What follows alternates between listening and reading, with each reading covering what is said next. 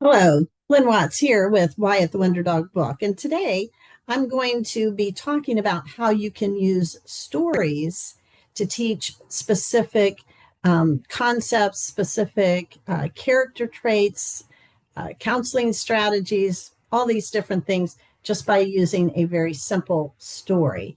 And it's not just a matter of reading a story or even finding the perfect book. It's a matter of how you use the story to engage students, get them interested in it just to start out with, and then how to carry that through the entire lesson, and then give them a way to practice that as well. So today you can tell I'm going to be talking about why the Wonder Dog learns about teamwork.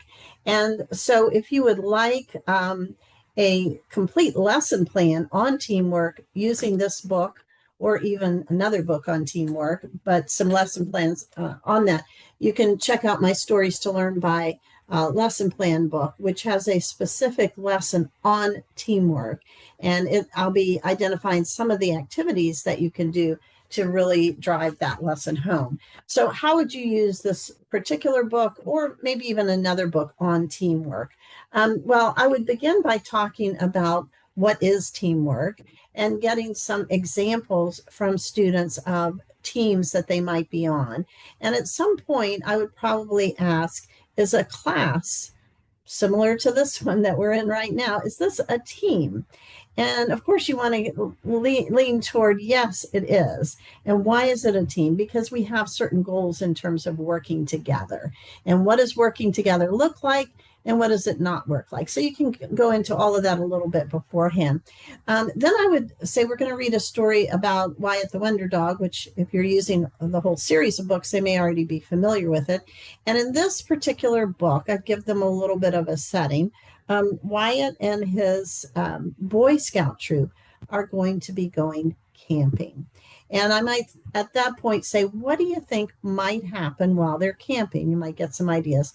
You might get some ideas about what could go wrong, what could happen that they might have to work as a team. All right.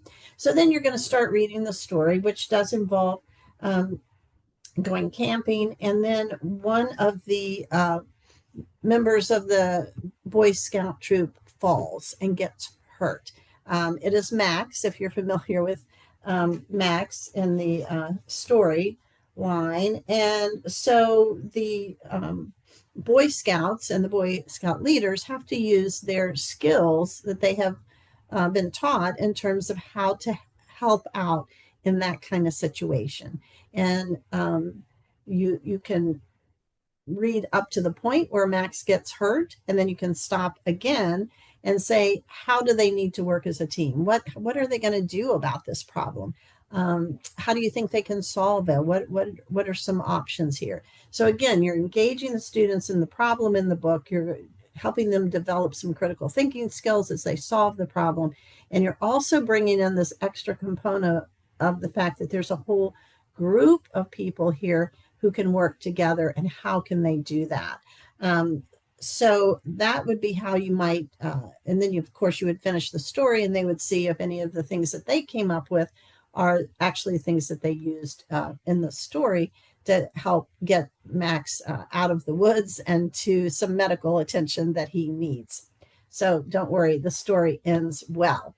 So after you do that, you might then, if you have some extra time, or you could come back and extend the lesson in a different lesson if you have a very short period of time. But you want to continue talking about teamwork. You can come back in your next lesson. You can remind students of what you talked about the previous time, and then you're going to say, we're going to play a game.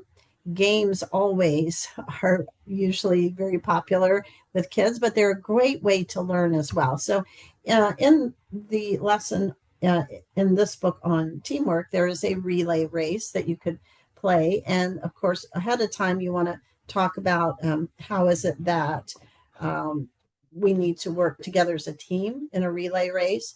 You might talk about the cooperation aspect of it in terms of the team. And then, of course, often in a relay race, there is a competitive aspect as well, which is one team is competing against another. So you're a team in terms of your particular team, and then you're competing with a different team. So there's two components, and you want to kind of clarify that, especially with older students, that you could be cooperative and you can also be competitive, and these things are not mutually exclusive. Um, and then you might talk about whether or not working as a team made the team more effective. Were they better able to achieve the goal? There's some other uh, problem solving and or teamwork activities in here. Um, one is simply to give each group a task. It might mean just taking some Legos and seeing, how tall of a tower you could build with them, or some blocks. Don't have to be Legos, it could be blocks. There's a lot of just different games that just simply involve working together as a team. Now, when I did this, I would usually break the whole class up into groups, and not necessarily put the groups in a competition against each other, but rather the goal is how cooperative can we be? Because you want to make sure, if what you're teaching is teamwork and cooperation here, you want to make sure that that's what you emphasize, so that students know that it's not just how tall of a tower you can build, but rather what I'm looking for is how do you cooperate and what does that look like, so that they are actually learning some concepts. And then, of course, at the end, what you want to debrief and talk about is what worked and what didn't. How well did you work as a team? You might have them give themselves a score from 1 to 10. 10 was we were a great team. 1 was we were terrible. We've got a lot to learn. But you might talk about how many times teams don't work together and what is the result of that.